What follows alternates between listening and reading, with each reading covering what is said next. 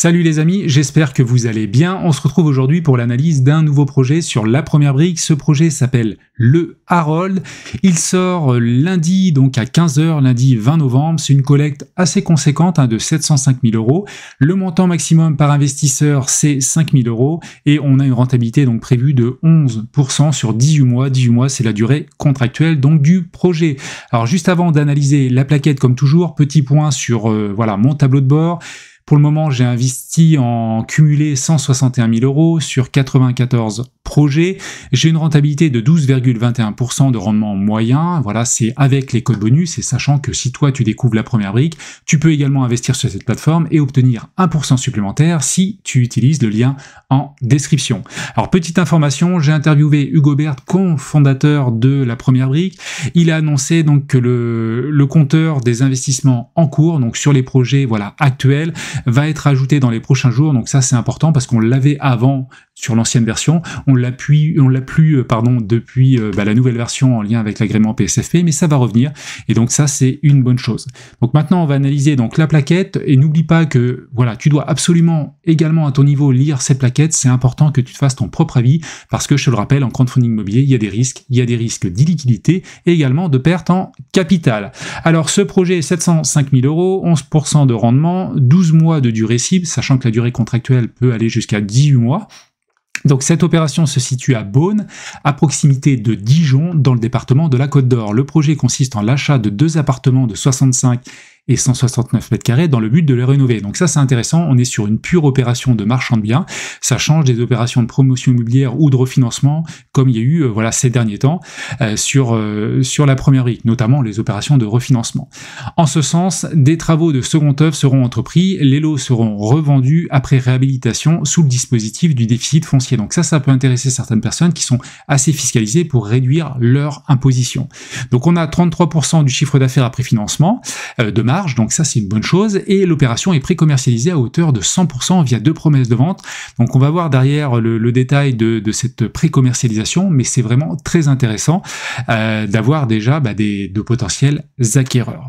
Alors on va descendre un petit peu, on se situe donc au sud de Dijon, pas loin également de Besançon, et donc notre adresse, on est situé à Beaune, 13 rue de Sainte-Marguerite et 4 rue Marais. Donc je vais aller hop sur le navigateur, on va aller sur Google Maps.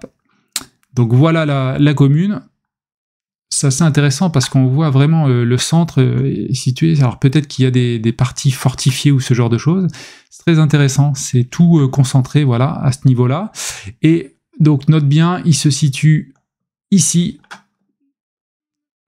Je vais mettre le petit bonhomme dans la rue. Alors c'est une toute petite rue.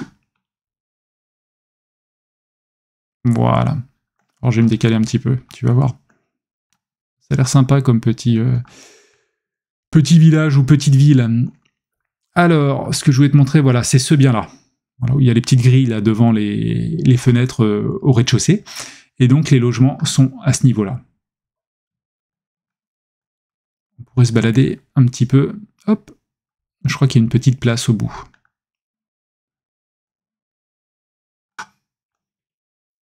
Ça a l'air sympa comme petite commune.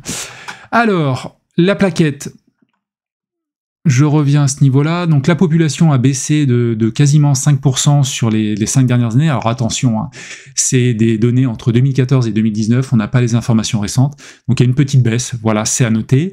On a un environnement un petit peu bruyant, 45 décibels. Bon, je pense qu'on est en hypercentre, effectivement, il y a peut-être un peu plus de bruit. Route la plus proche, 190 mètres, voie ferrée, 874 mètres. Donc ça va. Nombre d'habitants, donc c'est vraiment une ville, hein, 20 000 habitants, je croyais qu'il y en avait moins. Voilà, très intéressant. Donc l'évolution des prix, plus 0,6% sur les 5 dernières années. Alors on va regarder dans le détail. Hein. Là-dessus, donc notre bien, on l'a vu, ça fait un petit angle ici. On a une petite cour interne, tu vois, c'est vraiment cette façade-là. Hop. Et c'est vraiment un vieux bien, ça c'est clair, tu vois, il y a quand même du boulot de rénovation à prévoir, mais ça a dû cacher, même le parquet, là, il tape pas à l'œil, mais il y a moyen de le rénover, de le rafraîchir et de faire quelque chose de vraiment bien.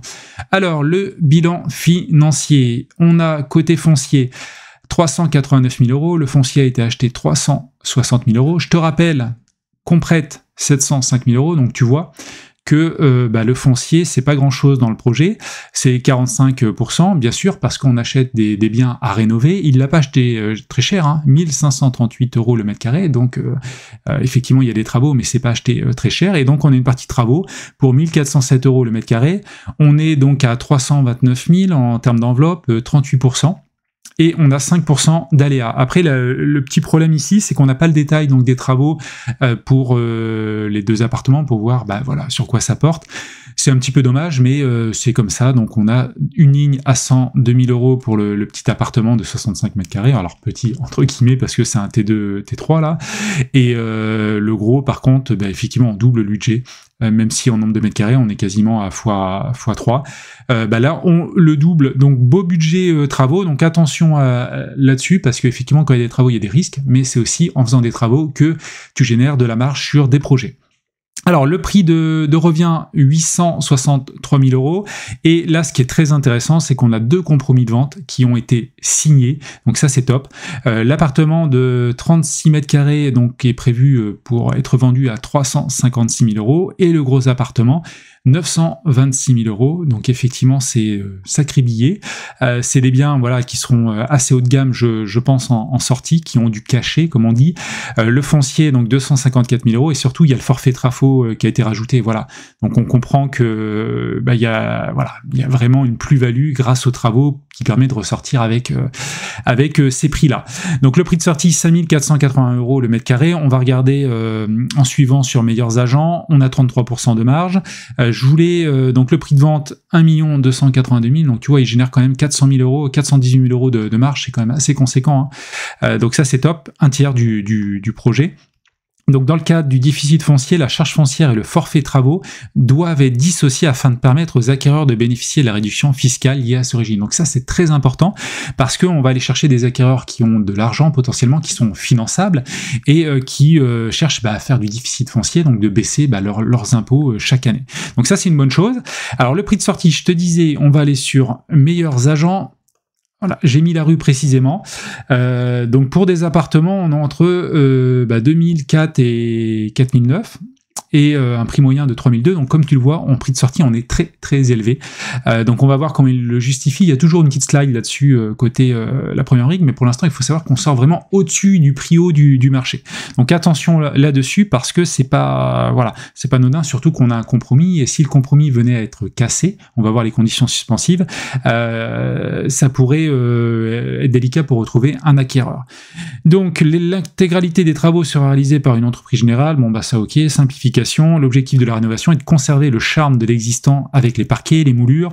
Les travaux permettront de rafraîchir les logements afin notamment d'améliorer les performances énergétiques. Donc ça c'est important sur des vieux logements, surtout vu les nouvelles lois qui arrivent. La reprise complète des enduits, la peinture, la pose du réseau électrique, la fourniture et la pose de plomberie de la cuisine, de la salle de bain et la mise en place d'une porte palière coupe-feu seront réalisées. Donc en clair, ils revoient tout. Alors c'est du second œuvre, mais c'est vraiment une rénovation complète. Donc ça c'est important à prendre en compte. Pas d'urbanisme, c'est normal, vu le projet. Et la commercialisation, donc attention là-dessus, à date, donc sur les 2 lots du projet, 2 promesses de vente ont été signées, portant ainsi le taux de précommercialisation à 100% en unité de lot, ce qui représente 100% du chiffre d'affaires. Les promesses de vente signées représentent une condition suspensive d'obtention de prêt. Donc ça, c'est un petit peu dommage. Alors, attention, c'est déjà très très bien que ça soit pré-commercialisé avant de lancer le projet. Les compromis ont été signés, il y a une condition suspensive parce qu'effectivement ils veulent jouer sur le côté déficit, mais aussi l'effet de levier de l'emprunt. Donc voilà, ça c'est important. Bon, j'imagine qu'ils ont vérifié un petit peu le profil des acquéreurs, mais il y a quand même une condition suspensive, donc c'est un risque. Mais le point important, c'est quand même qu'il y a une pré-commercialisation. Ça veut dire qu'ils ont trouvé des acquéreurs, même si toutes les conditions ne sont pas remplies jusqu'au bout. C'est déjà quand même un bon signe. Alors, le prix au mètre carré pour le projet, donc 5 481, donc tu vois, on est très au-dessus du prix haut du marché. Donc, la première brique a fait une moyenne sur 6 plateformes. Alors, je sais jamais s'ils ont ciblé que la rue concernée ou la commune. Il me semble qu'historiquement, c'est plutôt la commune.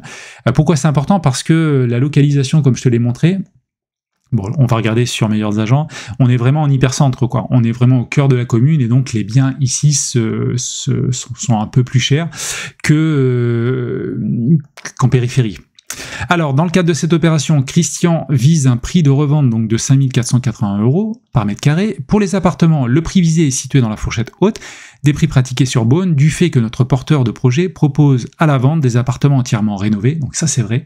Voilà, ça va être rénové de A à Z et sous le dispositif du déficit foncier. Donc ça aussi c'est un deuxième élément pour trouver des acquéreurs entre guillemets fortunés ou qui ont de l'argent, qui veulent réduire leur imposition parce qu'ils sont sûrement sur une tranche marginale d'imposition assez élevée et que ça commence à coincer et à piquer les impôts.